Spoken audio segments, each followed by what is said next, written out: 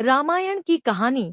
लक्ष्मण जी नहीं सोए 14 साल रामचंद्र जी को जब उनके पिता दशरथ राजपाट सौंपने वाले थे, तभी उनकी दूसरी पत्नी कैकेयी को उनकी दासी मंथरा ने खूब भड़काया।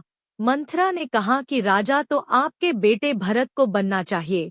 इसके बाद कैकेयी ने राजा दशरथ से 2 वर मांगे।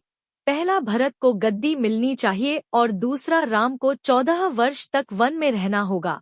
राजा दशरथ को अपनी पत्नी के वर पूरे करने पड़े। जब रामचंद्र जी वनवास के लिए अयोध्या से निकले, तब लक्ष्मण जी ने भी उनके साथ जाने की इच्छा जाहिर की।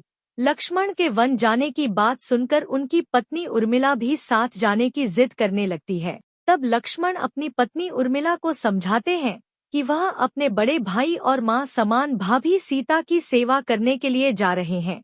अगर तुम वनवास में साथ चलोगी तो मैं ठीक तरह से सेवा नहीं कर पाऊंगा।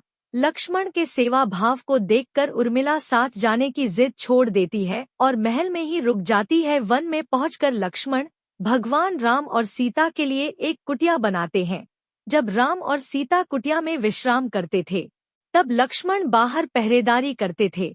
वनवास के पहले दिन जब लक्ष्मण पहरेदारी कर रहे थे, तब उनके सामने निद्रा देवी प्रकट हुई। लक्ष्मण ने निद्रा देवी से वरदान मांगा कि वह 14 साल तक निद्रा मुक्त रहना चाहते हैं। निद्रा देवी ने कहा कि तुम्हारे हिस्से की नींद किसी और को लेनी होगी।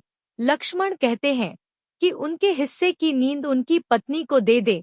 इस कारण लक्ष्मण 14 साल तक नहीं सोए और उनकी पत्नी उर्मिला लगातार 14 वर्ष तक सोती रही। 14 वर्ष बाद जब भगवान राम और माता सीता के साथ जब लक्ष्मण अयोध्या वापस आए, तब नींद की अवस्था में रामचंद्र जी के राजतिलक समारोह में उर्मिला भी उपस्थित थी। यह देख लक्ष्मण को हंसी आती है। जब लक्ष्मण से हंसी की वजह पूछी गई, तो उन्होंने निद्रा देवी के वरदान के बारे में सब कुछ बताया। लक्ष्मण ने कहा कि जब मैं उबासी लूंगा, तब उर्मिला की नींद खुलेगी। लक्ष्मण जी की इस बात को सुनकर सभा में मौजूद सभी हंस पड़े। सभी को हंसते देख उर्मिला लज्जावश समारोह से उठकर बाहर चली जाती है।